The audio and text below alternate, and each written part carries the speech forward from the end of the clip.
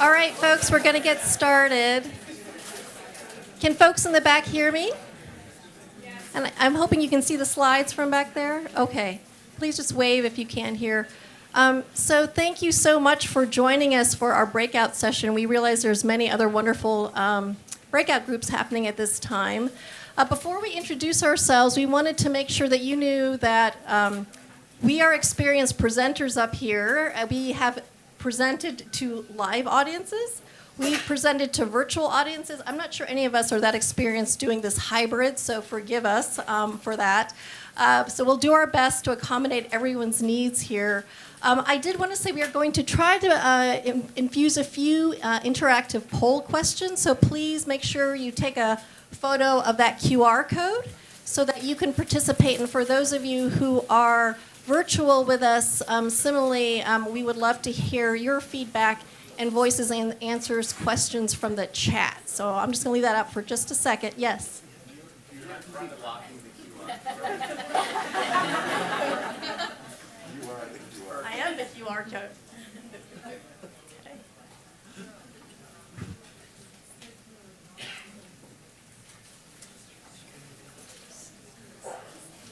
Yeah, come on up. Yeah, come on up.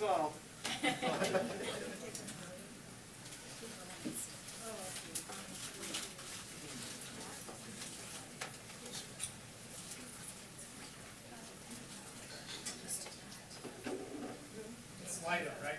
Slido? Indeed, yes. It should say Slido.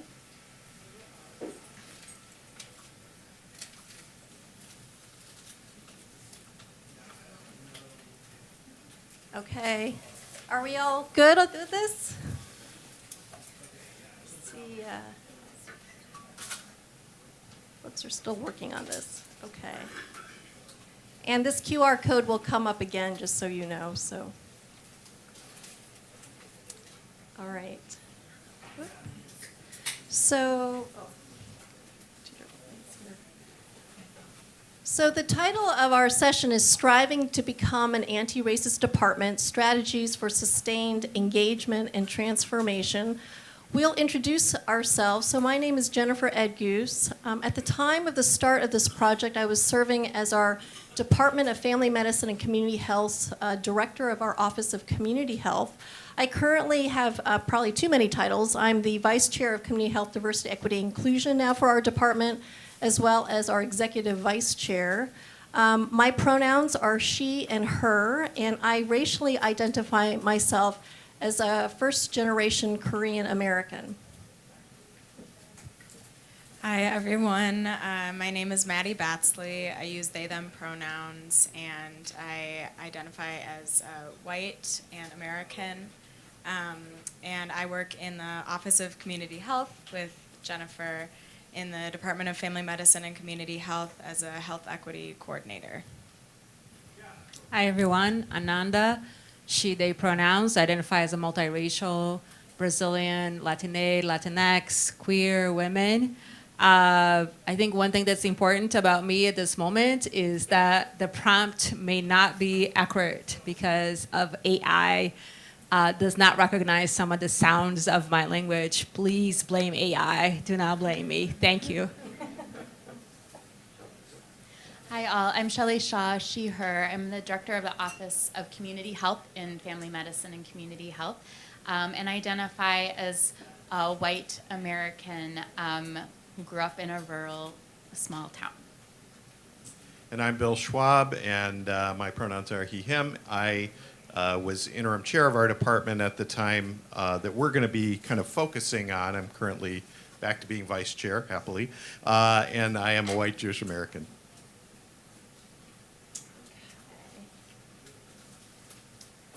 So we're really excited to share this work with you all today, and just really wanted to emphasize the team that it takes to do the work we've done. So this here is our a snapshot of our Diversity, Equity, Inclusion Committee in the Department of Family Medicine. And we have no conflicts to disclose. So for our objectives today, we hope that we can provide you a model of assessing the racial climate in an organization, and really looking forward to more of a conversation with folks as well, to engage in some dialogue and learn more about the work you all are doing as well. So I think this is our first poll. So we're curious if your department or work unit has done anything to assess its racial climate.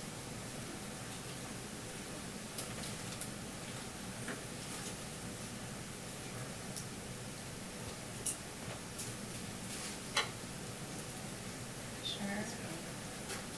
A good percent of folks have started that work.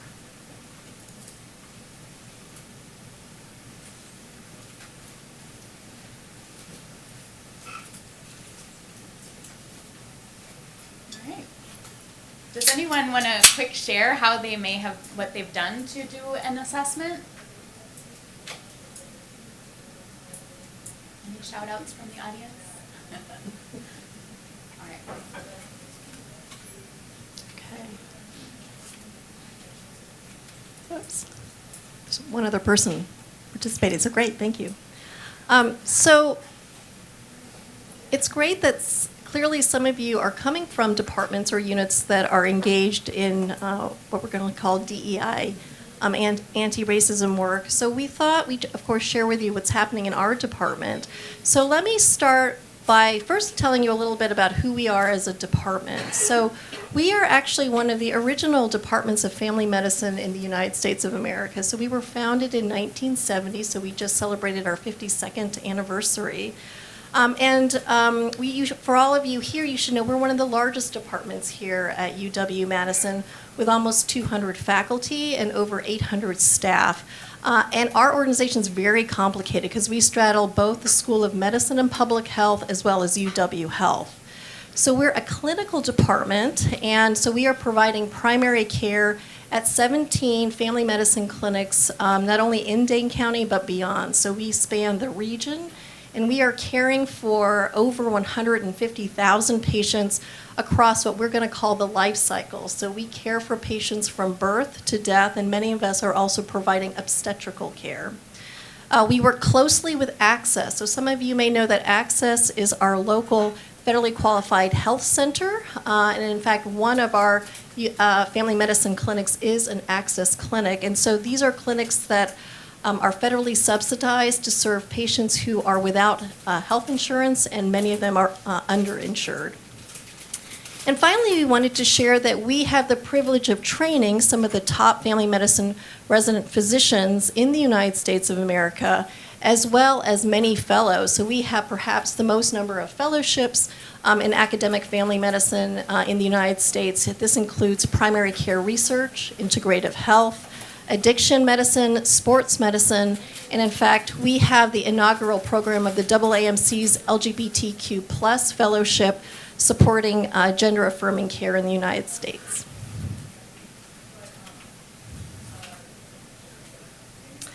And then, I'm going to say and, or it's but, you should know there are several other things about our department that are important for you to know as we give this presentation. We are a predominantly white department. We are caring for an increasingly racially and ethnically diverse patient population. And I'd like to think that all of us in our department do believe the World Health Organization's definition of health as a state of complete physical, mental, and social well-being, and not merely the absence of disease or infirmity. And I'd like to also think that we all believe that everybody, and certainly all those patients we're caring for, deserve good health. And the question we pose, and many of us in our department, is, do we actually know how to achieve this? And this is a question not only for our Department of Family Medicine and Community Health, this is an important question for the discipline of family medicine. And this is a really good question for modern medicine here today in the United States of America, right? We are living in a land of enormous health disparities. So I find, origin stories are a really helpful way to galvanize people on a topic. So I wanted to share with you first about where our intentional work in DEI spaces started. So I want to take you to March 24th of 2014.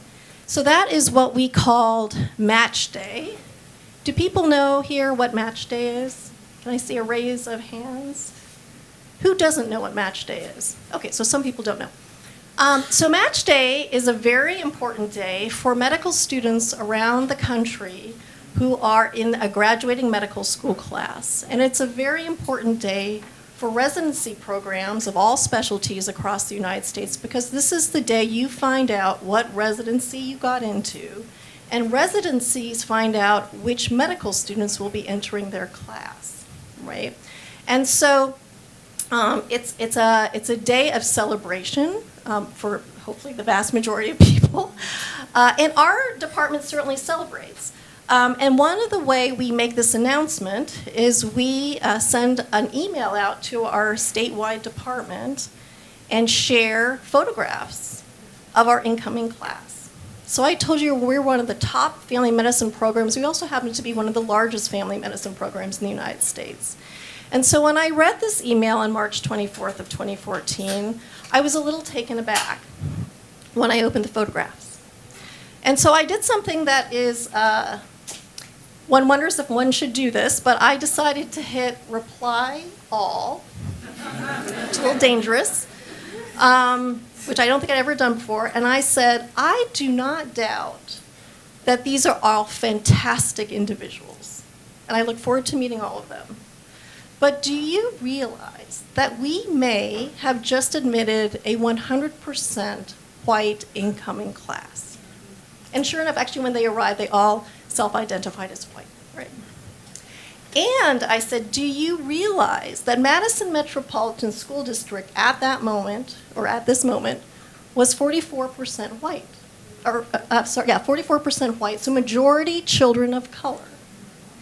And do you realize that 5 months earlier, the Race to Equity report was published by what was then called the Wisconsin Council on Children and Families, showing that some of the worst disparities in social needs in the United States of America between blacks and whites was coming from Dane County. It was not in Chicago, it was not in Milwaukee, it was in Dane County. And these social needs were things such as childhood poverty rates, incarceration rates, particularly youth incarceration rates, and another big one is childhood literacy, so third grade literacy rates. These are critically important because what do you think drives health outcomes, right? So these are the drivers. If you are not reading well by second to third grade, that actually affects your life expectancy, right? So I had a flurry of emails coming back to me. Some of which were from beloved, dear colleagues and friends of mine who were white, who said, you know, Jennifer, if you had not mentioned that, I would not have noticed. And then some of my few colleagues who were black, indigenous, or people of color, so BIPOC, came to me and said, well, of course, it's the first thing I noticed, right? By that Sunday, my chair would call me, and she said, in quotes, she said, you are now in charge. So be careful when you say reply all. I was a junior faculty member at the time. Yes, Paul is nodding. This is what happens. So be careful. So fortunately, some of us had already been thinking about these issues and had been thinking about, like, what should we be doing? So a group of us actually wrote for a small grant. And I didn't realize it was a little bit of a coup. I got a little bit of FTE to do this, and we launched something at that time. So I'm taking you back to 2014 called the 2020 Initiative. And really what we were trying to do was to intersect issues of population and community health, so in other words, issues around health disparities, with issues of diversity and inclusion. What I wanted to share with you is what was happening during the 2020 initiative. So this is from the summer of 2014 to December of 2014. We were talking about the lay of the land, we were talking about best practices, and then we were talking about, like, what are we intentionally going to do about this? But this is what was happening on the news at the same time. Eric Garner would lose his life on July 14th of that summer. Who was the first person who was captured on video saying, I can't breathe? It was Eric Garner. Michael Brown Jr. would lose his life. Tamir Rice 12 years old. Do you notice how the ages are getting younger? By that November, would lose his life. This was what was happening at that time.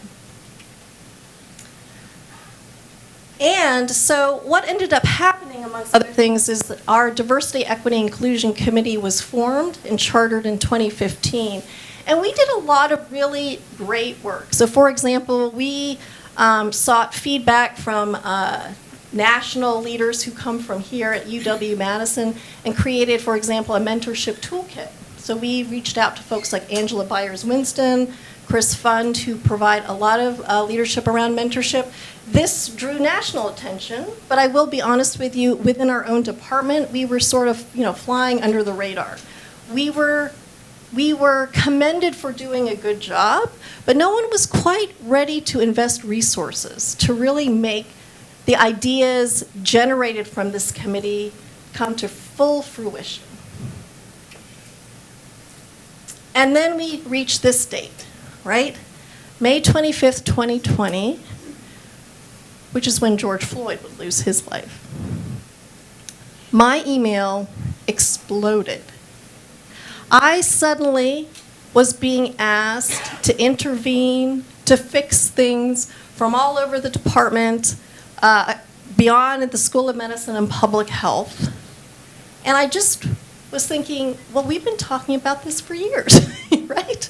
And so, in fact, between 2014 and 2020, over 7,600 people had lost their lives who were Black to police violence. And in fact, I know some of you in the back can't see this, but this is a snapshot from Al Jazeera where 164 Black people were killed by police just from January to August of 2020 alone, and these are their names. And so one of the first things I did was I reached out to other national colleagues these are all family medicine educators from around the country. And what was fascinating to hear was the response that was happening to this and the utter exhaustion of all of us. Remember, this is at early stages of the pandemic as well, right? And so this was an article that we wrote that got a lot of attention on the nationally, and you can see, if you can see that last line, we are tired is a common refrain that's that went throughout this article. Because in fact, some members of this group have been doing this work for decades. So why now suddenly are we supposed to get engaged with this, right? So at that time, Dr. Schwab was our interim chair, and we had several phone calls, and we thought, we're not going to just respond to all these requests until we have heard from enough departmental members that they are really, truly ready to engage in a sustainable anti-racist plan, right? So what we first did is we provided, we leveraged some resources, and we really tried to say, okay, we're not fixing anything, but what you could do in this time is you could think about how are we ourselves in medicine complicit with the status quo. So that's where we started from. We wanted people to really think about and do some real serious self-reflection first. So those were sort of the resources we were providing virtually during the pandemic. And then finally, we got to a point where Dr. Schwab and I felt we had heard from enough people from across the department that Dr. Schwab was willing to charge our Diversity, Equity, and Inclusion Committee to launch a sort of 2.0 anti-racism initiative. And I just will share the preamble to that. And this is what Dr. Schwab said. He said, we cannot provide clinical care or teach learners or do research or address community health without having an operational awareness of how structural racism is present and a framework for confronting it. So based on that, thank you, Dr. Edgoose. I'm going to offer comments on our initiatives from my perspective then as interim chair from January 2020 to July 2021. And in approaching this, I and all of us feel compelled to speak to the memory of Dr. Beth Potter. Beth and her husband, Robin Kari, were brutally murdered 2 months before George Floyd's death. A tireless advocate for social justice who manifested that in many, many ways throughout her over 20 years as a faculty member in our department. Her death left a gaping wound within our department and beyond, then and now. And that has made honoring her values through this work that much more compelling for me and for all of us. So here we were moving forward in the summer of 2020 with a major commitment to re-energize our anti-racism initiatives while we were in the depth of the pandemic, no small thing for us in medicine, and still in the, and for everybody really, and still in the collective throes of grief as a department. That was not a simple thing. But move forward with a powerful collective effort we did, and so I want to share some principles that were central for me because leadership matters. Think about your unit, your department, those you work with. Leadership matters. So first principle, next slide. Don't just do something, stand there. In the days after George Floyd was killed, I, like everyone else, was filled with distress and with thoughts about what we as a department needed to do. I had my plan. I rapidly heard from many who had strong feelings about actions we should take, with insistence that what they were thinking should start immediately. And then there were voices, my friends Jennifer and Shelley, chief among them, who urged pausing and taking time to listen first. It became clear in my view that despite the impatience, we need to hear from as many voices as possible. And while I think we might be pleased that some departments have done some self-introspection, not enough. So that reflection on how to build a foundation to create meaningful momentum for something that would be enduring was required at the time. In retrospect, before I made that, I sent out the message that included the message that Jennifer cited. In retrospect, the 3 weeks that we paused to gather perspectives really wasn't that long. But it sure seemed that way at the time, given the intensity of feelings. And so, though it frustrated some, it turned out to be invaluable. Next slide. Number 2, in my principles here, sustain the conversation. One of the central jobs of a leader is to set the agenda. If our department's response to heightened awareness of racial inequity was just a statement of outrage, and then nothing was heard from leadership again, this effort would not have had any success. At the time as chair, I was communicating daily with our entire department, over 1,200 people, including our core department administrative teams, clinic staff, learners, faculty, and community preceptors, by sending out a summary of mainly COVID-related information affecting their work and their lives, though also encompassing other topics. I added a personal commentary to each. Anti-racism became a central theme for those commentaries. It was something that I made sure was discussed nearly every time at our faculty meetings, staff meetings, residency curriculum sessions, and many other opportunities. And the language I elected to use was that we were striving to become an anti-racist department, to convey that this was more ongoing process than final destination, and that commitment would be required over the long term. Next, put your money where your values are. Good intentions are priceless, but that doesn't mean they're cheap. It takes people and time to make things happen. Leaders are responsible for allocating resources to accomplish priorities. That was also not an easy thing to contemplate at a time of economic challenge, particularly when clinical revenues, which are a major contributor to our budget, had been drastically reduced because of the pandemic. But we made it a priority to make funding decisions based on what needed to be done to strive to be an anti-racist department. And so that included redeploying people from other activities and redirecting dollars. I asked our DEI committee to tell me what they needed, and we did our best to provide that. I'll close this segment just to quote Dr. Martin Luther King Jr., who said that a leader is not a searcher for consensus, but a molder of consensus. Leadership for change is necessary. Listening, communicating, and funding are powerful and practical tools that leaders can use. Thanks, Bill. All right, and with that, we dove into some capacity building. You can go to the next slide, please. So this was our DEI 2.0, and we'd be happy to share our recommendations, but again, making more further strides with the help of our DEI committee. We outlined the next steps that we felt we needed to be taking in becoming an anti-racist department.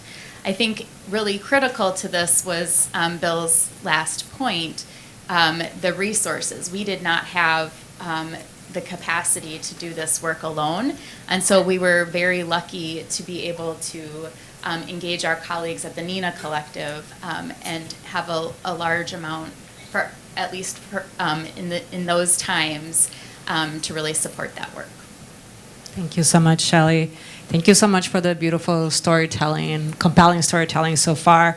I want to take a moment to introduce our organization. The NINA Collective is a multiracial consulting cooperative whose mission is that through modeling that another way is possible, we transform, support, and create systems and structures that are built around our shared humanity, belonging, and racial equity. And what feels important around being here in 2022 after hearing all the story is that you all knew that there was another way to do what you all knew how to do so well, and to disrupt what was present, and that's why we're here today. We have been in partnership with the FMCH for about 2 years and adopted a phased approach centering on the building capacity internally, leadership, and also in thought partnership. We are in strong alignment with the department's identified need to unlearn. And when we talk about unlearn, is this critical thinking, the critical conscious, that there are so many things that we think that we know, that we learn, that we hear, that we are assimilated, that we are acculturated, the ways that we believe to be true for all people, that there's a moment, and you heard so many of those stories of those moments where like, there's something here that I need to unlearn, there's something here that I need to undo. And those are the ways in which we practice that. Another thing that is important, and you see in this partnership, that there is no arrival moment, right? It's a continuum of learning and continuums of unlearning. So much of this unlearning comes and are informed by understanding our white dominant culture. So there is no anti-racist work that gets slapped on top of systems of repression. There is no diversity, equity, inclusion that gets like on the side over here of systems of oppression. We have to let something go. And the team was ready to do some of that work, or a lot of that work. We have looked to normalize discussions around race, equity, and belonging, and to support the various people and teams in the department to apply racial equity analysis to projects and decisions, and so much so that they are doing a lot of the practice themselves. In the next slide, you see our phased approach that we engaged with the department in 2021. We supported our vision and relationship building. The NINA Collective is centered around relationships. Relationships are critical to this work. Is where you find places to collaborate. Is where you find the people that can support and continue your work. Assist in organizational assessment, which we'll talk a little bit more in a little bit. Develop equity and inclusion and anti-racist training opportunities, including racial affinity caucusing, and provide advice for ongoing planning and evaluation. Moving to this year, we are continue to support the department by providing ongoing strategic consultation, one-on-one coaching for specific teams and specific staff, working close with the team in projects, aiding in the development and facilitation of the racial affinity caucus group, and supporting the department in this strategic thinking to move the sustainability, to continue to sustain the work, but also deepen the work. we always continue to look forward to ways to measure and evaluate our work that are disruptive to status quo. All right, and so now we're going to share a bit about how we assessed the state of our department's needs, behaviors, experiences, and folks' attitudes around anti-racism and DEI. So first I'm going to share about a departmental survey that we released in 2020, and then Ananda will talk a bit about the Nina Collective's assessment of our department. So the purpose of our departmental survey was to gauge these needs, attitudes, and different experiences of staff, faculty, residents, and fellows in the department. And this was conducted by our DEI committee, a small working group including Jennifer, myself, and our colleagues listed on the slide. And this was released in August 2020 and loosely based off a previous DEI departmental survey that was conducted in 2014. And these survey results really guided the direction of the department's partnership with the Nina Collective, which didn't start until a few months later. This was a mixed method survey, and we asked about departmental members' views on race and racism, experiences with belonging and harm within the department, and folks' recommendations for departmental priorities. The majority of the questions were quantitative, as well as 4 to 5 open text write-in questions. And we also asked demographic questions to better understand if and how experiences and needs within the department differed by race and ethnicity.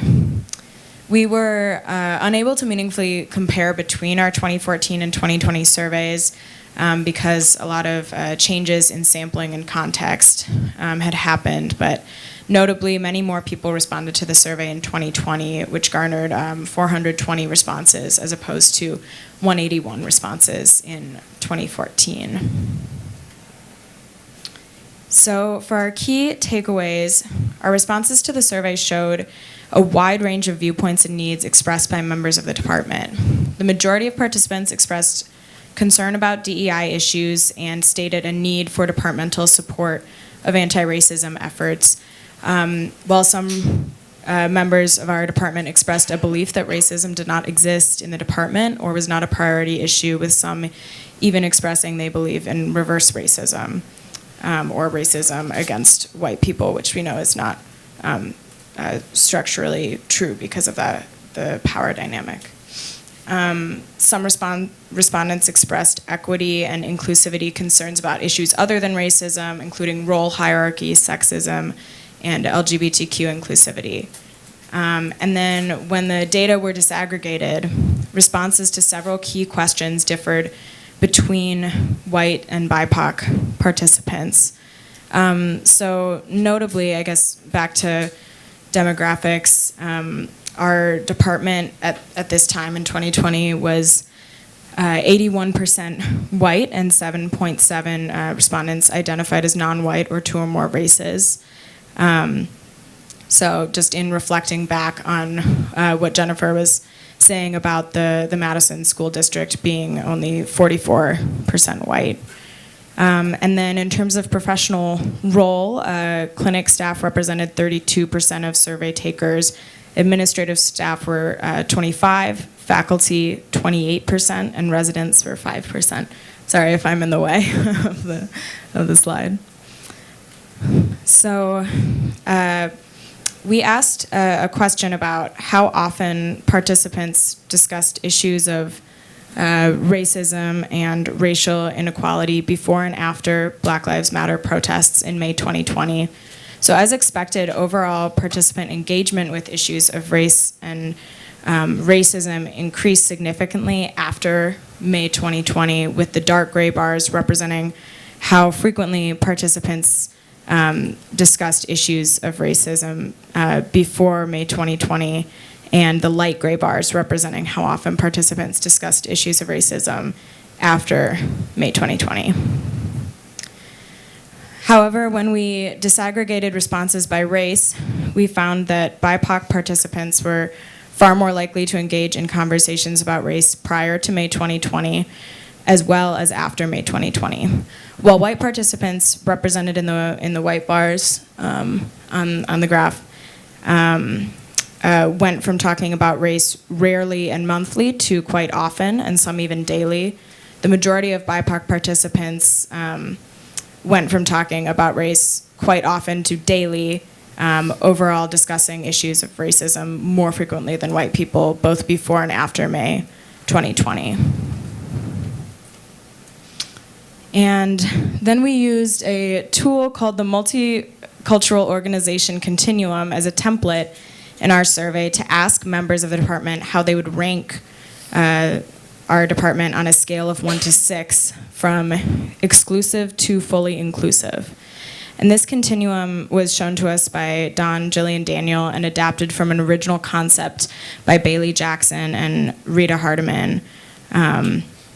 So in ranking where participants felt our department was on this continuum from 1 to 6, the majority of participants thought we were at a level of structural change or level 5, though many felt we were still working in symbolic change at level 3 or level 4 and not addressing the institutional status quo of privilege and real structural changes. So it might be a little small, but agree is in the black bars in the graph.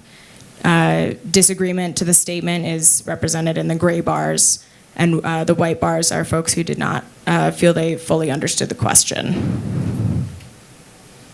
And then again, when these responses were consolidated and disaggregated by race, BIPOC participants whose responses are represented in the black bars on this graph were more likely to rank the department at an earlier phase of multicultural organization development on this continuum, ranging from 3, the symbolic change, to 4 for the majority of responses, while the majority of white participants in the white bars on the graph, their rankings range more between 3 to 5. So in these examples, we see that the ways in which BIPOC and white members of the department are experiencing the department differently on the subjects of structural and cultural inclusion. And then for this last highlight from the survey, recruitment was identified as a top priority when we asked participants what they believed the department's top priority should be in our efforts to address issues of racial injustice. So options included applying an equity lens to policies and practices, mentorship, particularly focusing on professional development equitably across the department, applying the UW Health microlearning modules, which are now, there's modules now available within SMPH, which are conversation starters to embed into your daily meetings for 15 to 20 minute discussions, normalizing discussions of DEI. Facilitation training, particularly focused on challenging conversations, racial affinity caucusing, recruitment, anti-bias training, and other, which was a write-in. So you can see recruitment circled in red on the first graph, and then the equity lens application circled in blue. And while all participants felt that application of an equity lens was important, BIPOC members identified racial affinity caucusing as the second highest priority issue. Yeah, I just realized we're inside of the screen with all this data, but I believe that the slides are shared with you all, so please take a look and feel free to ask us any questions, if not today, at any moment after this presentation. What feels important to begin this slide is to say that wherever your team or department is at is where you are at. So don't think about this as being, oh, you're far along or you haven't really started the work. I think it's important to say that we're all in a continuum, and it was very supportive to have already a partner with the team that has done already some thinking and done their own sort of self-assessment around where they are at and identify some of the barriers, but also some of the leverages. Nina Collective has a holistic approach to assessment, meaning for the moment that we start having conversations with partners, we begin our collection of data. So it was great to have already the department have done a lot of that lag work, because that is actually one of the places where organizations really struggling is to reconciling that their data might not be what they're thinking. And usually it's not. I'm just going to say that to you very frankly. Or folks are looking at the outliers, which they always exist in the data, as you probably already know.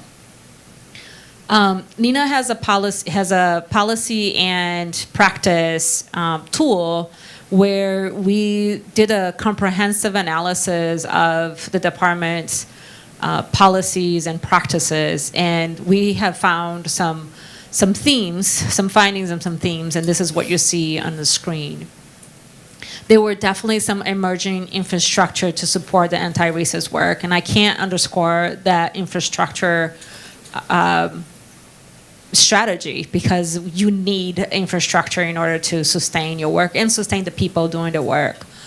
However, there was a lack of widespread policies and practice assuring application of an equity lens. So that was critical for us to have some conversations around what does it look like to review the policies and practice through this equity lens. Jennifer already mentioned that, the historical lack of diversity in leadership. There is something important to say here, you're taking on this work, but there's also a conversation around this is all our work, all the time, every day. It doesn't stop in any particular department or any particular person. We also noticed a lack of race explicit language in policy documents and in external communication. That is a very common notice or finding that we see in a lot of organizations. Oftentimes is a race neutral approach, or sort of an assumption of who are we talking about, instead of really calling out race or ethnicity explicitly. And without that analysis, without that sharp language, most of the results will be either dismal, if any progress at all. This also happened, and we noticed that after the murder of George Floyd, is everyone was also calling us to diversify their workforce. And so similarly, we found that there was a lot of focusing on diversity instead of a workforce equity. And there is a significant distinguish between the two of us that we can just talk about for a whole day. So I'll briefly touch on that to say that there's so many things that many organizations and departments are gravitating to in order to diversify their departments, but there's so much opportunities for this workforce equity analysis and understanding in practice and work. And there was also an opportunity for improvement on community engagement and alignment. So a little bit of our methodology. We expanded the baseline assessment by providing a policy and practice review that covered the domains that you see here. So those are large buckets of work that we then view and provide this analysis for each of the policies and practice. So administration, communication, programming, planning, and aspects of workforce equity. We understand that in large systems, those at times are complex because they might not be just a specific department. They might be entire organization. I know a lot of you have to reconcile with that. And so we have done a lot of work with many different organizations that have those complexities, and we feel like we try to support in navigating that. And I think that there's so much of the internal capacity on prototyping what that looks like that you won't know until you actually start trying. And the complicit of saying, oh, but the UW is so big, we're never going to do anything. Well, that's what's going to happen. Nothing will happen. So, and nothing, we already have a data for that, is what it is now. We have plenty of data on not doing nothing, right? Or doing very little. So I commend the team a lot, because there is a lot of prototyping of things new. And I think that even in 2022, although we've done so much, we are always in that space of like, well, let's just try this new thing. And additionally, Nina pursued this rich qualitative input through focus groups and interviews with critical departmental groups, including Black, Indigenous, and people of color employees and leadership. And the focus groups are so deeply rich and important because we're now, you have an external partner that has your best interest in this work, but also will have the sharp analysis and the trust of folks. We hold all our raw data and we give back what is in the next slide, which is the theme, the thematic of what comes up on those qualitative surveys and focus groups. So here's what came up from focus groups interviews. Organization priority and commitment higher than ever. So there are a lot of folks saying, yes, definitely the department is making anti-racist work a high priority issue. But there was also confounding issues, including the high complexity of the large department that bridged multiple institutions, and Jennifer mentioned that, and I'm sure many of you experienced that as well, with this sort of varying identities such as the health system and the university. The lack of readiness, and we are also calling that preparedness by the leadership, barriers of the current hierarchical structure, and the lack of diverse representation. So it follows sort of the same thematics that's been part of the storytelling. And largely, we noticed folks were looking for a transformative implementation strategy and change. So there were so many things that were important for the department to engage in.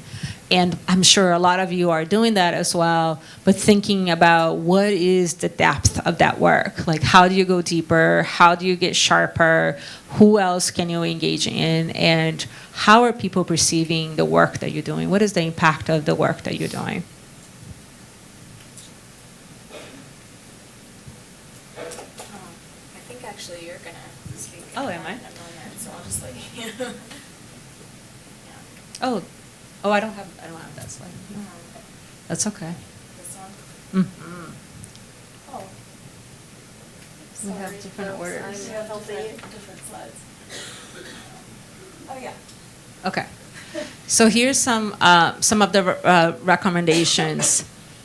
The assessment phase culminated with a set of recommendations that include both short and long-term strategies. So that's the way we modeled the continuum of work, the continuum of learning, the continuum of capacity building. We give very specific, like, here's what is possible in a short term. And that's why it's important, too, that we have this sort of partnership structure where we get to know the organization, we get to know the team, and we get to know what is possible in the team, and we make recommendations based on all those aspects. Among these were to continue building the infrastructure to support the department's anti-racist work, and we can say, like, over this past year, you all really expanded that. Creating an annual diversity, equity, and inclusion learning plan. And what's really important about the learning plan is a targeted approach. So there are learning plans sort of at a universal level. There's learning plans for those folks over here that are doing the work all the time and thinking about the work all the time. There's learning plans for, folks that are leading, folks that are supervising. There might be some differentiated learnings, opportunities for folks that are racialized different in your team or organization. There's also an important piece around elevating the voices of Black, Indigenous, and people of color in the department and community members. Right now, we are really focusing, when we think about workforce equities, to think about how are you using that as your retention strategy, right? That you're not losing the people that you have. And that has been a really honest conversation that we're having with the team, making sure that community members' voice is also at the table, and establish practices for widespread use of racial equity tools in policies and programs. Policy tools have become sort of a really hot topic over the past 15 years and definitely over the past few years. And it's one of those tools or those practices that if you are not doing it, it won't do it for you. Like the policy tool cannot just give you all results. Like you actually needed to engage, and the more that you engage with the tool, the more you get sharper, the more that you get understanding of how and what you're doing, and how you can think about the unintended consequences about your work.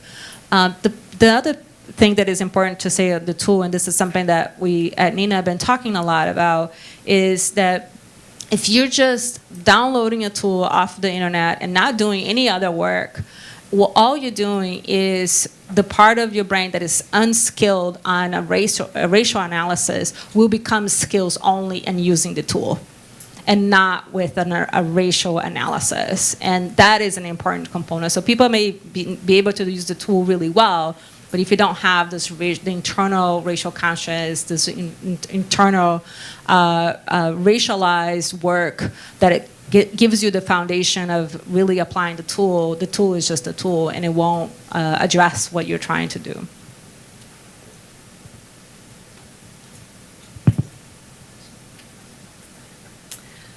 So some of the early work we did was around visioning and transformation. And I'll just say that in doing anti-racism work, fundamentally what we're talking about is belonging, right? So this is a quote from John A. Powell from the Othering and Belonging Institute. Belonging, or being fully human, means more than having access.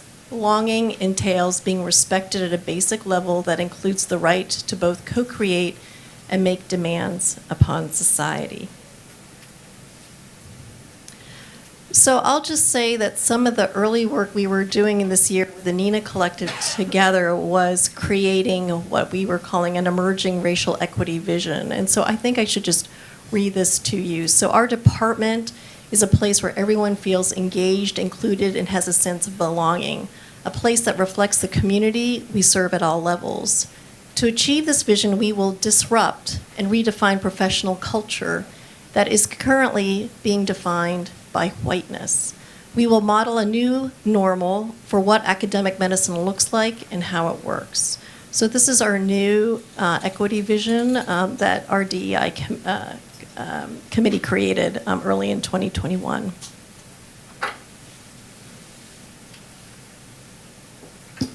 All right, so our work we have defined through this trust mnemonic: transformation, recruiting, unlearning and learning, sustaining and retaining, and tracking and telling.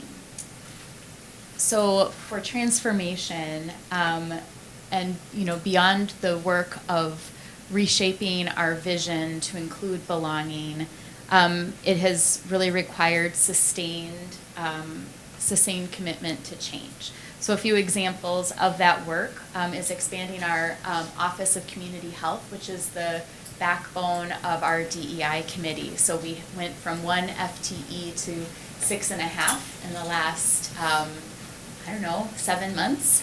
So quite a big increase in our capacity.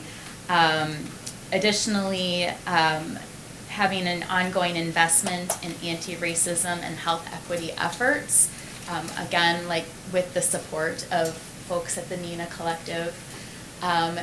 Working on diversity in our leadership, looking at that statement, I report to white people every day, right? Was actually something I needed to read over and over again, and I'm proud to report that I do not report to white people. So we're making headway, I think. And then the application of an equity lens. So I think this is something we talk a lot about, but I think I think not everybody has words for what that looks like. So if you go to the next slide, this is an example of what we're doing when we're applying an equity lens. So this was an effort we did, actually started last year on cultural and religious inclusivity. And for the folks who know me, know I love a good question. And the equity lens tool that we've worked on with the NINA Collective is loaded with good questions. So if you go to the next slide, just having a process to have us start to look at any of our given efforts to think some of these things through. So what what is the desired outcome? Who benefits and how? Who is burdened and how? What data do we have? How have people most impacted or excluded been engaged in this work? And what are ways that we can increase inclusion and belonging in this work? And I think one of my favorite questions is the reminding us to consider the unintended consequences. I think so many times we go into any given initiative with a lot of good intentions, but don't pause to think about what could be those unintended consequences. So as a thought about how we might apply an equity lens, I thought I'd pick up on the story that Jennifer told of the 2014 recruiting class in our residency. We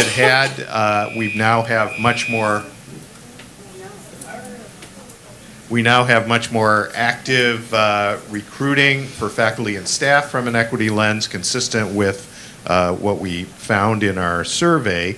But when it came to residents, our department has, as we've mentioned, a total of 54 residents in our 3-year family medicine program, 18 new residents joining us annually.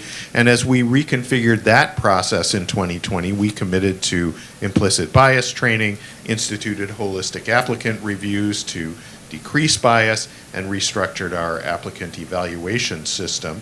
And we also sought other forums for recruiting historically underrepresented residents, such as the Student National Medical Association National Conference. Notably, as Jennifer pointed out, our incoming residency class in 2014 was 0% Black, Indigenous, or people of color, and we increased to 50% BIPOC in 2021. However, as a cautionary tale, I want to tell you that the incoming class of 2022 has significantly fewer BIPOC residents, so there is still much to be done. We can't say we're there. We recognize that this important work is ongoing. We remain firmly committed to DEI efforts in residency recruitment.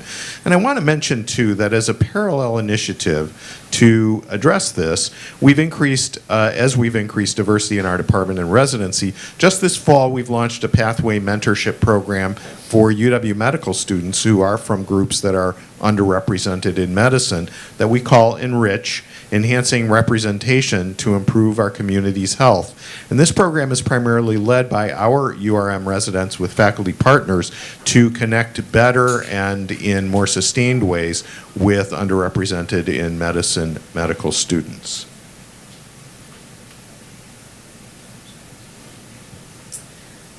So in unlearning and learning, we've made significant strides. So when I started with the department, I think 4 years ago, I kind of teased Jennifer that we had to get past the Jennifer Edgoose show, right? We needed to make, this work was really Jennifer's, and we needed to really deeply expand our ripple in our DEI work. So we've done a lot of great work and capacity building. I'm really proud that folks all across our department, so folks in finance, folks in HR, all kinds of people are really engaging deeply in this work. I think, right, so here are many examples of some of the important work we're doing. And moving forward in the next couple of years, we're really focusing in on coaching.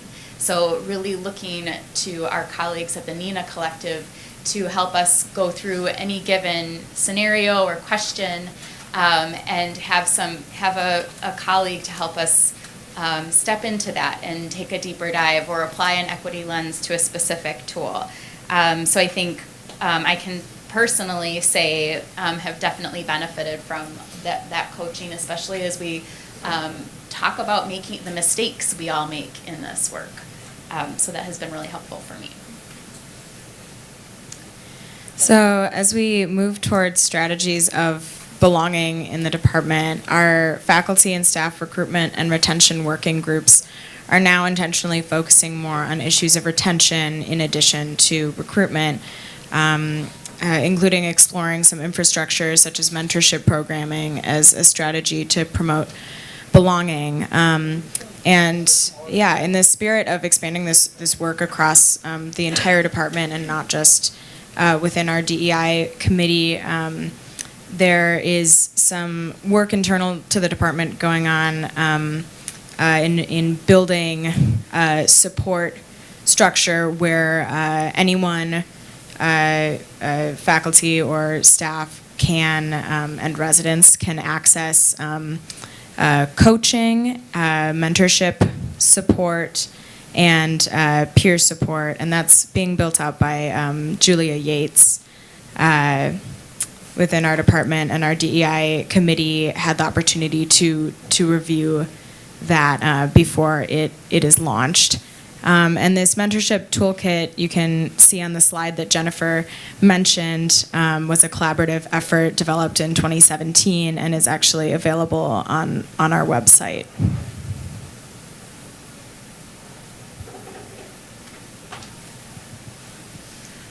So the last T for our trust mnemonic, which is, again, helping us with our strategic planning, is tracking and telling. So one of the things that we are developing is what we are calling our DEI dashboard. So there are metrics that we should all be tracking in this arena. It was really important for us to expand infrastructure, which you've heard about today. So we do now have expertise within our department, people who are able to do participatory-based community research, folks in qualitative research, and we have hired folks who do community organizing. So we anticipate that with this sort of recentering upon community voice, that this will be showing up more in the telling that we'll be doing in the future. So one thing that I hope that you will all see is that we cannot do anti-racism work doing one thing, right? So for example, there's this flurry of interest in doing implicit bias training, right? Suddenly we're all going to take implicit bias training and people are nodding. That alone is not going to solve the greater problem. So I just wanted to say that this paper will, I think, finally be published in the next month or two. But we were looking at how do we tell you a multi-level approach to do anti-racism work. So we were thinking of using a socio-ecological model for this. There is work that we each need to be doing individually. There is work that we need to be doing relationally in our interpersonal spaces. And then without question, of course, there's work that needs to be done organizationally around policies and systems. So we are trying to think about ways to be strategic in all of these areas. And so this is what, when you go back to your departments and units, hope that you will think about the different levels that are needed. All right, so this slide might be a little overwhelming, and I think my head is blocking the bottom. But we've really spoken to a lot of these items already. Here you can see how our strategies, and this was more current a few months ago, but how these strategies fit into the socio-ecological model Jennifer was mentioning. FFMR on the side of policies and systems is the Enrich program that Bill was mentioning. That was its previous kind of name.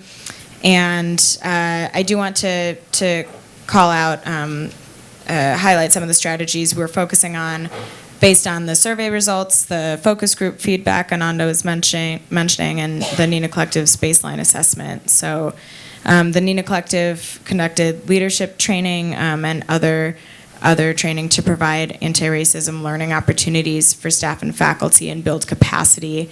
And really with the individual and interpersonal level, we see how the Nina Collective's equity lens coaching fits into that. And anyone in the department or any small team can request coaching on how to apply an equity lens to their own work. And at the interpersonal level, we've been implementing racial affinity caucusing opportunities for BIPOC and white people to provide space for folks to do the different and highly important work that we all need to do to unlearn racism. And there are many other activities at the policy and systems level that we are working to approach through partnership with HR, with leadership, and campus partners, because so much of this is not within the scope of our DEI committee alone, such as equitable recruitment and the level of departmental policies and practices. And we're working to measure all of this through tracking and evaluating our strategies. And it is important to note that the complexity of our departmental structure has really required a lot of work by the DEI committee, which is a committee of volunteers, to set the groundwork for this programming. And then similar to what Shelley and Bill were both mentioning, the importance of staff and faculty time dedicated towards DEI work, which has been highly accomplished in part through the growth of our Office of Community Health, hiring more folks. All right. Yeah, so I guess we have a poll question now. So we'd love you to share what anti-racism strategies your department or unit is pursuing, and hopefully these will just land up here and scroll through. Can do 1 to 3 words or a little phrase.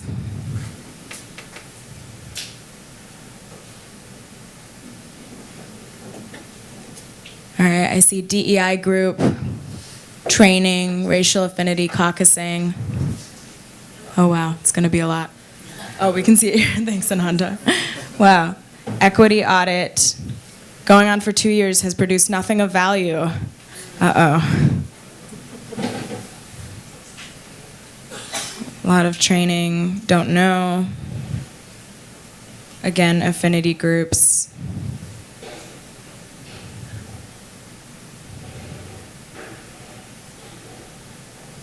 Yeah, so it seems like a lot of folks might be doing similar things. I think it's kind of a poignant example, the equity audit that has produced nothing of value. I think that's the challenge, right, is that we can't just start things and not continue. What I really appreciate with the map that Maddie just shared with us, the big circles, is that the department has done an amazing job in telling the story, as you can tell, but also to think about what is the extent of all their work, both internally and interdepartmental and inter-systems analysis. And it's really critical when we're seeing some I don't knows, and it's valid that you may not know, but to really think about maybe someone is doing that, or a department is doing it, and how do you get connected both individually or as a department? No, I was just mindful of the time. So I really appreciate everyone's input. I'm just going to ask the next question. What are the barriers in your department to doing anti-racism work? And we'll try to leave a little bit of time for some questions at the end. And maybe while people are doing that, I'll bring a question in from the chat, and it's related to communication. So Ananda, thank you for kind of the props on our communications, but I think we also have a long way to go on this in our department. I imagine many folks in our department also don't know what we're doing on DEI work as well. But one of the questions was, we struggle with having sustained communication about what we've been working on in our progress, particularly as people come and go. I'd appreciate any suggestions about sustained communication other than a dashboard. So I could definitely say this is a priority area for us moving forward. Like I said, I don't think we're winning at this, but I don't know. Well, I'll just come back to that idea of setting the agenda, and if this becomes something that in all the forums, we're used to talking about, people are asking, where are we? Where were we? What are we accomplishing? Then we have momentum. If we, at times when we lapse in that, the momentum really wanes, quite honestly. I see here, Bill, that folks are having like the work falling on Black, Indigenous, and people of color, team members, funding, really, how having a lot of work to do. And I was just going to say, for some of us sitting at this table, we were actually at a departmental town hall just an hour before here, actually presenting work across our department on religious and cultural inclusivity. What was beautiful about this work was that this was work being done, across our department. So there were some members who were doing this work outside of the DEI committee who were there. So it's a start in the right direction, but the goal is that everyone should be doing this work and not just the DEI committee. And I think that's the best telling is, because you're someone who's working closely with you is doing the work, right? Though we do try to sort of formally figure out ways to disseminate things through communication. Another question. There's some questions here. Yeah. Let me just ask the question. Someone mentioned around the low-hanging fruit that is a lot easier, right? Putting the pronouns and the email signature, and really not doing much on a structural change that involved equity versus diversity. Curious if anyone wants to comment on that. How did you all move from this low-hanging fruit transactional work? Because you're doing a lot of all of that. Anyone want to? Say it again? So, someone mentioned that it's easy. They wanted to connect to the low-hanging fruit, and they gave the example of adding the pronouns on an email. How do you move folks to that systemic structural work? Well, because again we're a clinical department, you only have to go into the clinics to see how this affects the patients we take care of, right?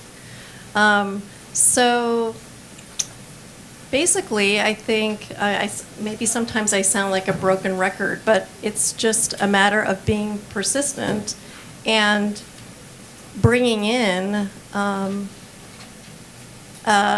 equity lens, I would say, in every single space I'm in, right? So, yeah. So I'll say that Jennifer's exactly right, but what was hard here is we're really good at looking at this on behalf of our patients. We're not as good at looking in the mirror at ourselves and pointing a finger at us. And that took a measure of connection broadly with people to get buy-in. And then it took persistence. And again, I'll give my colleagues here credit for being a part of that persistence. But once the momentum was going, I think people were like, give me more. I want a caucus. I want to go to this class. I want to do this. And clearly, we made the point, this is not a spare time activity. And I did see that some people talked about 5% of your job description and things like that. We said this needs to be incorporated in people's work lives without burdening them, which means that we ask people, what aren't you going to do so you can do this, because this is our priority. And that's also important when we talk about the minority tax, the effect on BIPOC individuals of asking them to be the solvers of the problem, if you will. We needed them to know that they were supported to contribute in the ways that made sense for them. Bill, can you speak to, somebody asked a question about when leadership isn't supportive of the work? Well, when leadership isn't supportive of the work, you got a problem. Yeah. And so that means that you want to, I think a powerful tool is to connect them with other leaders. And on campus, it's not just, we gave you our example. It's a work in progress. We have a lot of untended gardens. We have a lot to do. But at least we're in the game here. We're striving. Find other strivers and try to connect your leaders with them who are in their gardens. And I'll just add, and I realize it's 3:15, the minority tax is a really big issue. And I think the most effective way to deal with this is to have BIPOC people in leadership.